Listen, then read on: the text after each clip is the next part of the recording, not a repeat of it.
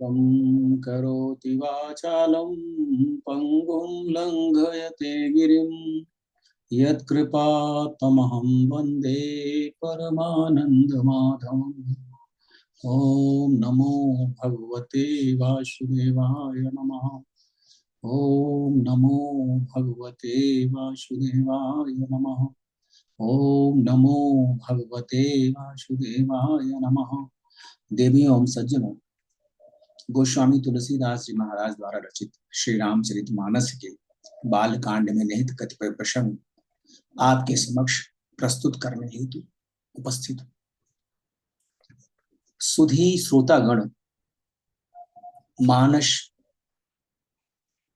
चितेरा गोस्वामी जी महाराज ने त्रेता युग के महानायक मर्यादा पुरुषोत्तम प्रभु श्री राम की लीलाओं का गान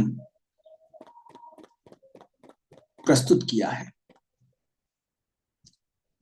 श्री रामचरितमानस की विशिष्टता यह है कि इसे जन सामान्य की भाषा में सरल सुग्राह्य स्वरूप में प्रस्तुत करने का यत्न गोस्वामी जी महाराज ने किया है।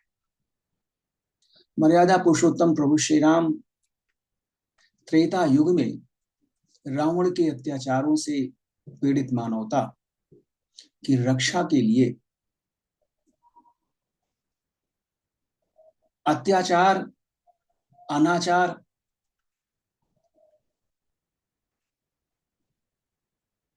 अधर्म को इस पृथ्वी से समूल नष्ट करने के लिए मनुष्य रूप में अवतार ले रहे हैं। महाराज दशरथ एवं उनकी प्रिय भार्या महारानी कौशल्या की गोद में मानव स्वरूप में मर्यादा पुरुषोत्तम प्रभु श्री राम अपने शिष्य रूप में प्रकट हुए हैं। सोने से सुरोदन परम प्रिय बानी, संभ्रम चली आई सब रानी। हर सीत जहाँ तहाँ धाई दासी, आनंद मगन सकल पुरवासी। बच्चे की रोने की आवाज सुनकर सभी रानियां उतावली होकर भागी। दासियां हर्षित होकर यहां वहां दौड़ी। सारे पुरवासी आनंद में मग्न हो गए। प्रभु श्री राम जो अनादि हैं, अनंत हैं, परम ब्रह्म परमेश्वर के स्वरूप हैं, मानव रूप में अयोध्या नरेश के आंगन में प्रकट हो चुके हैं। दशरथ पुत्र जन्म सुनिकाना, मानहु ब्रह्मानंद समाना। परम प्रेम मन पुलक शरीरा, चाहत उठन करत मति धीरा। महाराज दशरथ जी पुत्र का जन्म अपने कानों से सुनकर मानो परब्रह्म परमेश्वर में समाहित हो गए। परम आनंद की अनुभूति करने लगे। मन में अतिशय प्रेम उमड़ पड़ा। उनका शरीर पुलकित हो गया। आनंद में अधीर हुई बुद्धि को धैर्य देकर और प्रेम में शिथिल हुए शरीर को संभाल कर वह उठना चाहते हैं। जाकर नाम सुनत शुभ होई, मोरे गृही आवा प्रभु सोई। परमानंद पूरी मन राजा, कहई कहा बुलाई बजा वहु बाजा। जिनका नाम सुनने से ही कल्याण हो जाता है, वही प्रभु मेरे घर पधारे हैं। ऐसा सोचकर राजा का मन आनंद से परिपूर्ण हो गया। उन्होंने वाद्य यंत्र बजाने वालों को बुलाकर कहा कि बाजा बजाओ। गुरु वशिष्ठ कहाँ गयो हकाराए, जन सहित नृप द्वारा। अनुपम बालक देख न जाई, रूप राशि गुण कही न सिराई। गुरु वशिष्ठ के पास बुलावा भेजा गया। वह ब्राह्मणों को साथ लिए राजद्वार पर आए। उन्होंने जाकर उस विलक्षण बालक को देखा जो रूप की राशि है और जिसके गुण कहने से समाप्त नहीं होते। नंदे मुख सराध करी, जात कर्म सब कीन, घाटक धेनु बसन मनी, निप विप्रन कह दीन। राजा ने नांदी मुख श्राद्ध करके सभी जात कर्म संस्कार इत्यादि किए और ब्राह्मणों को सोना, गौ वस्त्र और मणियों का दान किया। ध्वज पताक तोरण पुर छावा, कहीं न जाई जही भांति बनावा।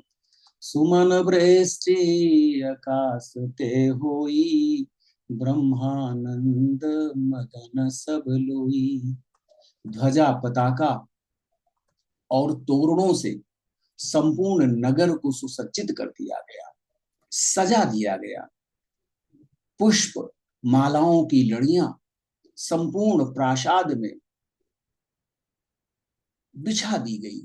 जिस प्रकार से वह सजाया गया है उसका वर्णन नहीं किया जा सकता। आकाश से देवगण पुष्प वर्षा कर रहे हैं। सभी लोग ब्रह्मानंद में मग्न हैं। वृंद मृंद मिली चली लुगाई, सहज सिंगार किए उठी धाई।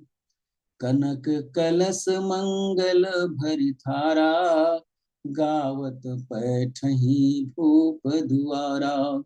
स्त्रियां झुंड की झुंड मिलकर चली। स्वाभाविक श्रृंगार किए ही वह उठ दौड़ी। सोने का कलश लेकर और थालों में मंगल द्रव्य भरकर गाती हुई राजद्वार में प्रवेश करने लगी। करी आरती निछावरी करही, बार बार शिशु चरणन परही। मागध सूत बंदी गण गायक, पावन गुण गावही रघुनायक। वह आरती करके न्यौछावर कर रही हैं और बार बार बच्चे के चरणों पे गिरती हैं। मागध, सूत, बंदीजन और गवैये रघुकुल के स्वामी के पवित्र गुणों का गान कर रहे हैं। सर्वस दान दीन सब काहू, जही पावा राखा नहीं ताहू। मृग मद चंदन कुमकुम कीचा, मची सकल बीथिन बिच बीचा। राजा ने सब किसी को भरपूर दान दिया। जिसने जो पाया उसने भी उसे नहीं रखा, लुटा दिया। नगर की सभी गलियों के बीच में कस्तूरी, चंदन और केसर की कीच मच गई। गृह गृह बाज बधाव शुभ, प्रगटे सुषमा कंद। हरसवंत सब जहां तहां, नगर नारी नर वृंद। घर घर मंगलमय बधावा बजने लगा, क्योंकि शोभा के मूल भगवान प्रकट हुए हैं। नगर के स्त्री पुरुषों के झुंड जहां तहां आनंद मग्न हो रहे हैं। वह परमपिता परमेश्वर जब मानव स्वरूप में अयोध्या नगरी में महाराज दशरथ के आंगन में प्रकट हुए हैं तो संपूर्ण ब्रह्मांड आनंद मग्न हो गया है। संपूर्ण ब्रह्मांड में आनंदातिरेक व्याप्त हो गया है। समस्त देवगण, ऋषिगण, मुनिगण, साथ ही पृथ्वी पर रहने वाले मानवगण परम आनंद की अनुभूति कर रहे हैं।